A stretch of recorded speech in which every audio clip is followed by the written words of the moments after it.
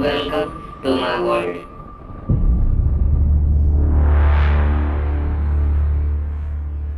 With Kisan Gurdei.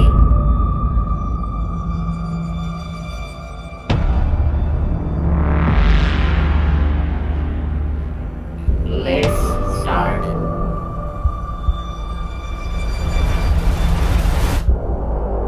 Subscribe this channel. परत एकदा सर्वांचे स्वागत. काल ठरवल्याप्रमाणे आज आपला विषय चेंज द व्हॉइसचा बोली भाषेमध्ये कसा उपयोग करायचा. कसा उपयोग करायचा हे म्हटल्यापेक्षा कसा उपयोग होतो, कारण की आजचा तास आपण हे गृहीत धरून सुरू केलेला आहे की तुम्हाला ॲक्टिव्ह व्हॉइस आणि पॅसिव्ह व्हॉइस हे यूज करता येते. ॲक्टिव्ह व्हॉइसचं पॅसिव्ह व्हॉइसमध्ये रूपांतर करता येते आणि पॅसिव्ह व्हॉइसचं ॲक्टिव्ह व्हॉइसमध्ये रूपांतर करता येते. तर प्रश्न असा आहे की बोली भाषेमध्ये आपण पॅसिव्ह व्हॉइसचा वापर करतो का, किंवा तो कशा प्रकारे करतो, किंवा करताना कोणत्या प्रॉब्लेम्स येतात, ह्या सगळ्या गोष्टीवर आपण आज चर्चा करणार आहोत. विषय change the voice.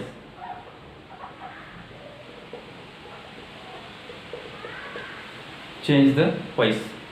Change the व्हॉइसमध्ये काय असते, ॲक्टिव्ह व्हॉइस आणि पॅसिव्ह व्हॉइस असते. म्हणजे आपण जर एखाद्या पेपरचा विचार केला किंवा एखाद्या पुस्तकामध्ये ज्या काही गोष्टी आपल्याला समजावून सांगलेल्या असतात, याच्यामध्ये जनरली काय करतात, ॲक्टिव्ह व्हॉइस असेल तर पॅसिव्ह व्हॉइसमध्ये रूपांतर करतात आणि पॅसिव्ह व्हॉइस असेल तर ॲक्टिव्ह व्हॉइसमध्ये, म्हणजे दोन्हीमध्ये. यालाच आपण चेंज द व्हॉइस म्हणतो. आता बोलीभाषा बोलत असताना किंवा आपल्या जनरल डे टू डे लाईफमध्ये बोलत असताना आपण कसे वाक्य बोलतो बघा. ॲक्टिव्ह व्हॉइसचं आपल्याला येतेच, कर्त्याने सुरू होणारे जनरली वाक्य आपल्याला येतात. एक उदाहरण घेऊ फक्त आपण, ॲक्टिव्ह व्हॉइसचं पॅसिव्ह व्हॉइस आणि पॅसिव्ह व्हॉइसचं ॲक्टिव्ह व्हॉइस कसं असतं. A.B. active voice. She collects books. This sentence has been written in simple present tense because there is a formula S plus main or plus object. Okay, now we will try to change it into passive voice.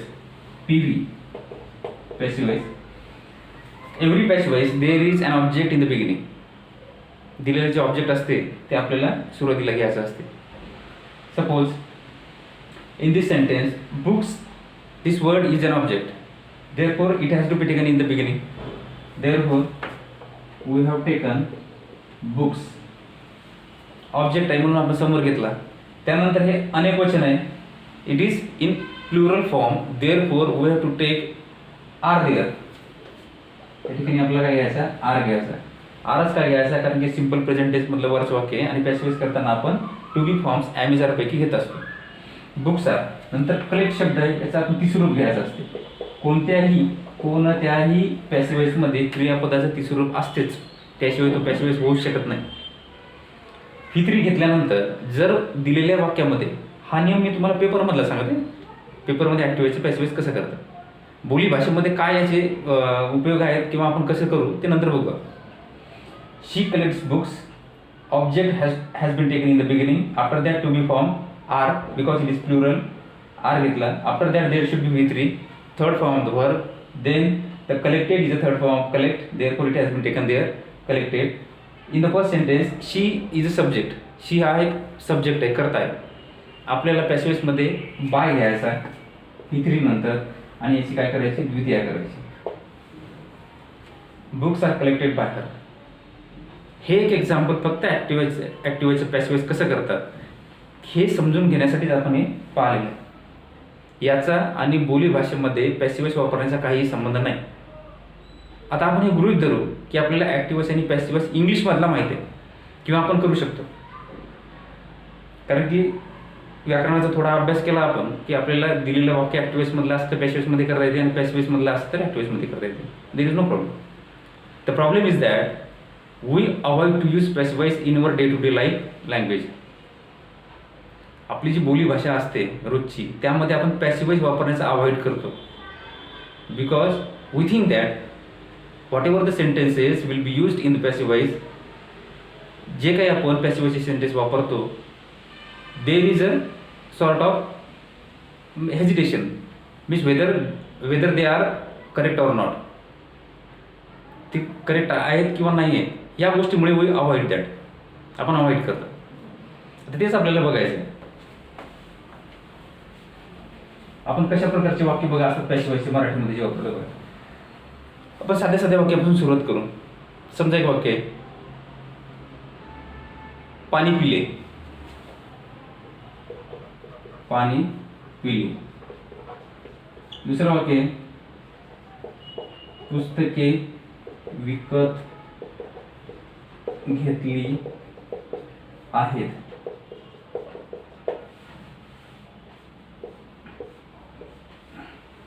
प्रश्न विचारले जातील.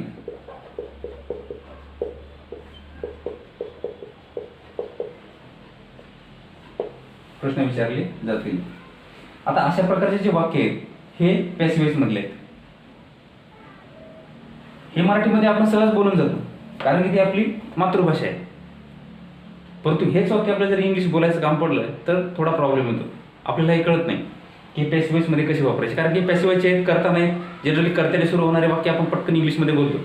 शी is coming, she is studying, I am going to school, I go to school, she plays well, he studies well. सगळ्या गोष्टी आपण ते कर्त्याने सुरू होणाऱ्या पटपट बोलतो. परंतु हे पॅसिव्ह वॉइसने जे कोणते वाक्य बोलायचे ते आपण इंग्लिशमध्ये बोलताना टाळतो. कारण त्याला हे आहे की दिलेलं वाक्य आपल्याला नेमकं कळायला पाहिजे की हे कोणत्या काळामधलं आहे, तरच त्याचा पॅसिव्ह वॉइसमध्ये चांगला उपयोग करता येतो. आणि हे पण त्याच्यानंतरची गोष्ट आहे, ज्याला पॅसिव्ह वॉइसचा उपयोग चांगल्या प्रकारे इंग्लिशमध्ये येत नाही त्याला इंग्रजी बोलण्याला अडथळा येणार. आपल्याला मराठीचं वाक्य कोणत्या काळामध्ये हे आधी कळायला पाहिजे, त्यानंतरच आपण त्याचा पॅसिव्ह वॉइसमध्ये चांगला उपयोग करू शकतो. आणि हे पण त्याच्यानंतरची गोष्ट आहे, जर तुम्ही दिलेले मराठी वाक्य किंवा आपल्या जे डोक्यामध्ये जे काही विचार असतात ते विचार जर तुम्ही पॅसिव्ह वॉइसच्या थ्रू वापरण्यासाठी असमर्थ असाल तर इंग्लिशमध्ये तुम्हाला मर्यादा येतील बोलण्यासाठी, कारण की तुम्ही फक्त ठराविक वाक्यच तुम्ही बोलणार. आता हे जे सगळे वाक्य ते मराठीमध्ये आपण नेहमी बोलतो असे वाक्य नेहमी. बघा आता मी जे वाक्य बोललो की मराठीमध्ये आपण नेहमी वाक्य बोलतो, नेहमी वाक्य बोलतो, हे पण पॅसिव्ह वॉइसमधलंच वाक्य.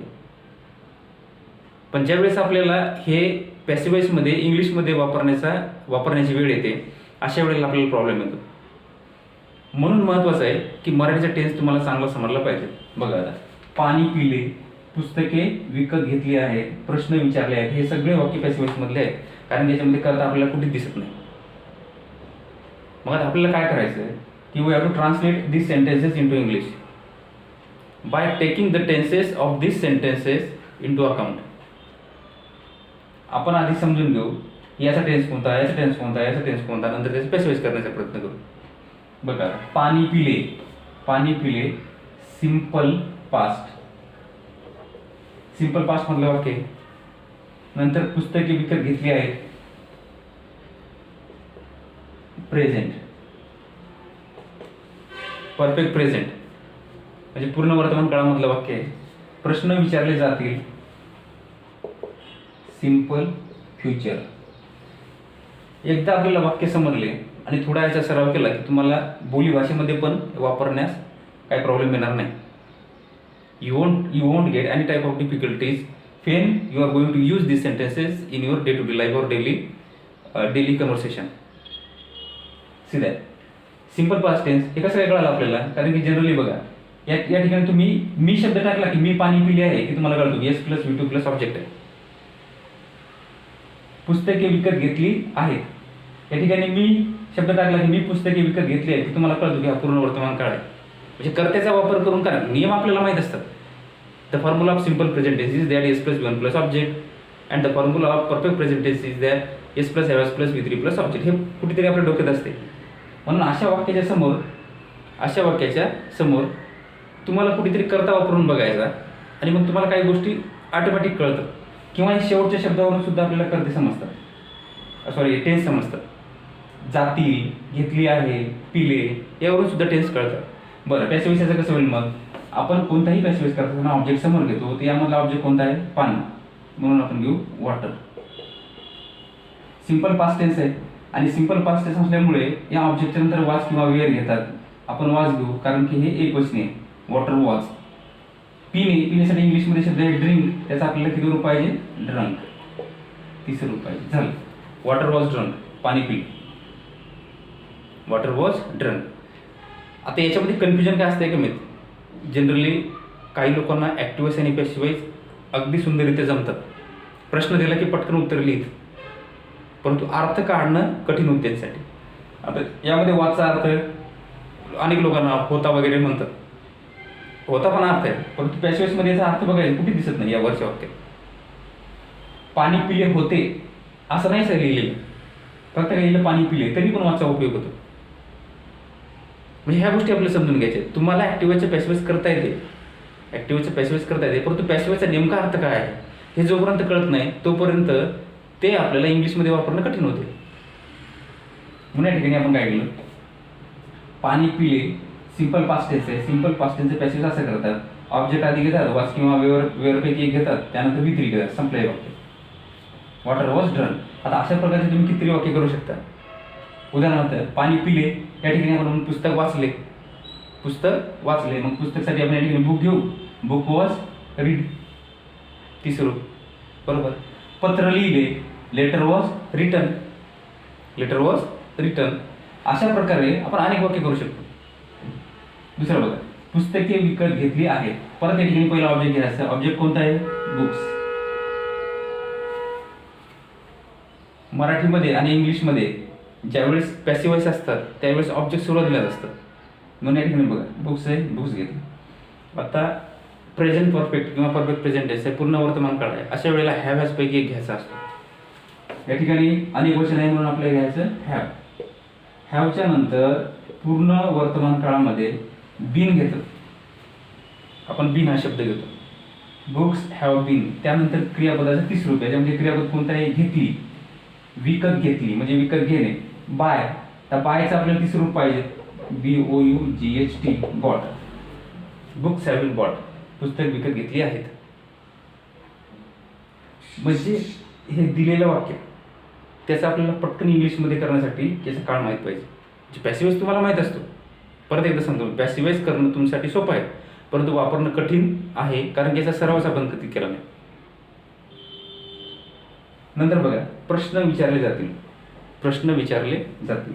या ठिकाणी बघा प्रश्न शब्द आहे म्हणून आपण या ठिकाणी घेऊ क्वेश्चन्स. क्वेश्चन्स विचारले जाईल. सिंपल फ्युचर म्हटलं शॉल किंवा विल पैकी की आपण विल घेऊ, विल. विल नंतर आपल्याला बी घ्यायचा असतो, म्हणजे सिंपल फ्युचरमध्ये पॅसिवाइज करत असताना शॉल बी किंवा विल बी घ्यायचा असतो, म्हणून विल बी घेतलं. Questions will be. आता विचारण्यासाठी शब्द कोणता आहे, आस्क. आस्कचं आपल्याला तिसरं रूप घ्यायचं. तर क्वेश्चन्स विल बी आस्क, प्रश्न विचारले जातील. म्हणजे दिलेलं वाक्य टेन्स कळाल्यानंतर आपल्याला अशा पॅसिवाइजमध्ये करता येतं.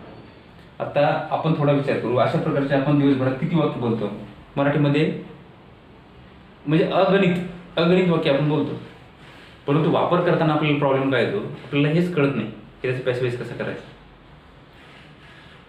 कितीतरी वाक्य आपण पॅसिवाइज मधले मराठीमध्ये बोलतो, परंतु इंग्लिशमध्ये ट्रान्सलेट करू शकत नाही. आता हेच जे मी बोललो आताच की कितीतरी वाक्य मराठीमध्ये पॅसिवाइजचे बोलतो, याच्यामध्ये करता कुठे, करताच नाही, म्हणजे वाक्य कोणतं पॅसिवाइज मधलं, परंतु त्याचे ट्रान्सलेट पॅसिवाइजमध्ये करत असताना, इंग्लिशमध्ये करत असताना थोडा प्रॉब्लेम होतो आपल्याला, कारण की सवय नसते, सवयच नाही, किंवा आपण कधी समजून घेतलं नाही की दिलेलं वाक्य पॅसिवाइजचं आहे आणि पॅसिवाइजचं वाक्य इंग्लिशमध्ये कसं करायचं. How to change the sentence into passivise while speaking in English. Marathi भाषेमध्ये जर तुम्हाला काही तुमच्या मनामधले विचार स्पष्ट करायचे असतील, व्यक्त करायचे असतील, तर कोणतीही चिंता न करता आपण पटपट बोलत बसतो. You know Y, because that is our mother tongue, आपली ती मातृभाषा असते. परंतु तेच वाक्य इंग्लिशमध्ये करायला गेलं की प्रॉब्लेम्स येतात. म्हणून पहिला पॉईंट आपला हा आहे की असे जर पॅसिवाइजचे वाक्य असतील की ज्यामध्ये करता नसेल, तर महत्त्वाची गोष्ट ही की तुम्हाला त्याचा काळ आधी समजला पाहिजे. बघा, एक दोन आणखी उदाहरण घेऊ. काळ समजल्याशिवाय वाक्य करणं कठीण आहे. पॅसिवाइजचं वाक्य करणं अगदी कठीणच आहे. I will say that it is impossible to change or translate the sentences without understanding the tense of the sentence. आपण एक उदाहरण घेऊ.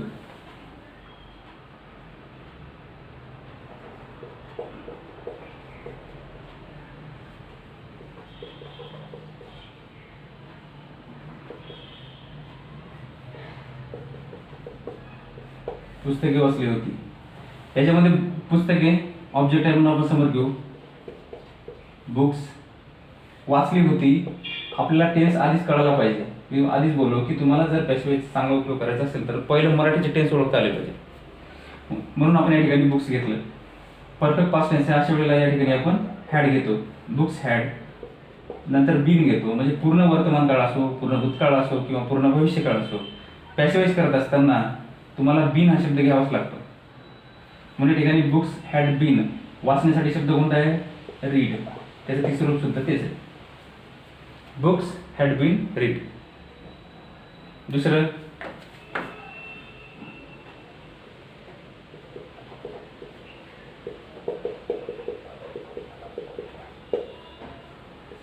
बघा वाक्य कसं आहे. अशा वाक्य आपण अनेक बोलतो मराठीमध्ये. मला बोलवले किंवा बोलावले. या वाक्यामध्ये कर्ता कोण आहे? कर्ता कोणीच नाही. ऑब्जेक्ट कोण आहे? ऑब्जेक्ट आहे मी किंवा मला. मग हे वाक्य कोणत्या टेन्स मधलं आहे आपल्याला समजलं. समजू आपण सिंपल पास्ट मधलं वाक्य. म्हणून मला बोलवले याला आपण आय आधी घेऊ, कारण की आय ऑब्जेक्ट आहे. बोलवले सिंपल पास्ट आहे. आपण पहिल्या वाक्यामध्ये पण पाहिलं सिंपल पास्ट जर असेल वाच किंवा वेअरपैकी एक घ्यायचं. म्हणून आय वॉच केला आपण. बोलवण्यासाठी शब्द आहे कॉल. त्याचं तिसरं रूप घ्यायचं आय वॉच कॉल. मला बोलवले. काही लोक काय करतात, वाचचा अर्थ होता वगैरे घेतात.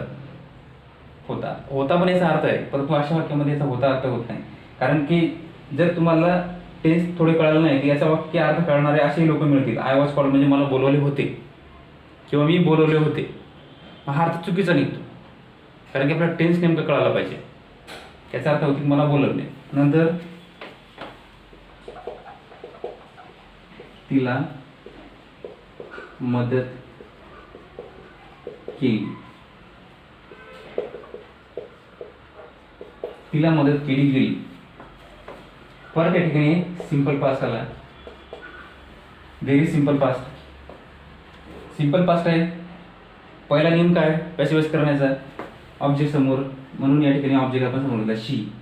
सिंपल पास्ट असल्यामुळे वॉच किंवा वेअरपैकी आपण एक घेतो, म्हणून वॉच घेतला, कारण की एक वचनी करता आहे म्हणून. शी वॉच. शी वॉच नंतर आपल्याला V3 पाहिजे. मदत करण्यासाठी शब्द हेल्प. हेल्प केलं. शी वॉज हेल्प. अशा प्रकारे आपल्याला पॅसिव्हाइज यूज करता आला पाहिजे. परत ते वाक्य घेऊ.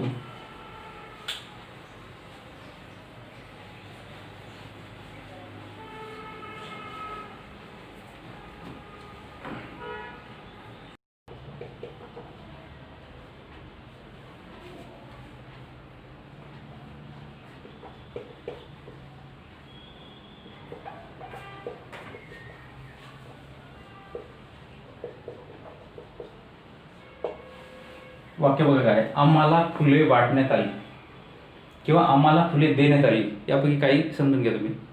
आता या वाक्यामध्ये बघा, आम्हाला पण शब्द आहे, फुले पण शब्द आहे. आम्हाला कोणाला वाटू शकतो का हा करता आहे का? पण थोडा जर विचार केला आपण तर या वाक्यामध्ये करता करणारा कोणीच नाही.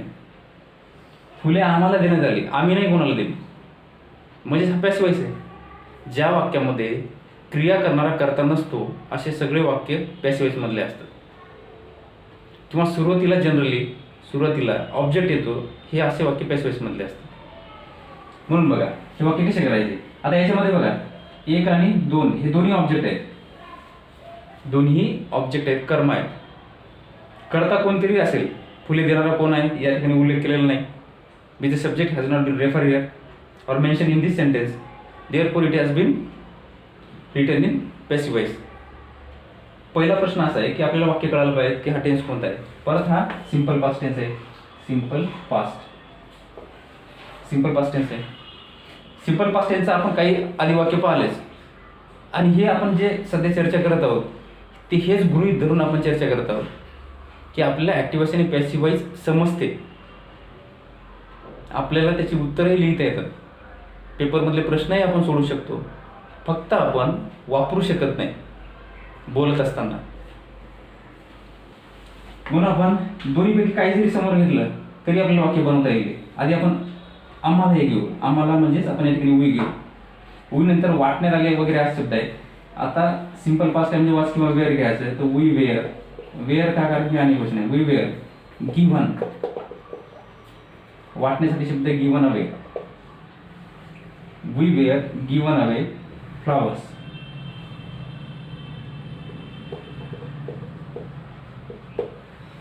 We were given away flowers. आम्हाला फुले देण्यात आली. आता हेच वाक्य आपण दुसऱ्या प्रकारे करू शकतो का. आधीच आपण बोललो हे पण ऑब्जेक्ट आहे हे पण ऑब्जेक्ट आहे, दोन्ही पैकी काय घ्या मग फुले घेऊ. फ्लावर्स हे पण आणि क्वेश्चन आहे. Were given away to us. म्हणजे दोन्ही प्रकारे आपण हे पॅसिव्ह वॉइस मध्ये करू शकतो. थोडक्यात हा जो आजचा आपण सब्जेक्ट घेण्याचा प्रयत्न केला त्याच्याबद्दल खूप चर्चा करायचं काम पडलं तर कितीतरी दिवस लागतील किंवा वेळ लागेल. पण तुम्हाला हे कळालं असेल आजच्या तासामध्ये, तुम्हाला किमान ही गोष्ट कळाली असेल की आपण मराठीमध्ये पॅसिव्हचे वाक्य बोलतो परंतु इंग्लिशमध्ये बोलत नाही.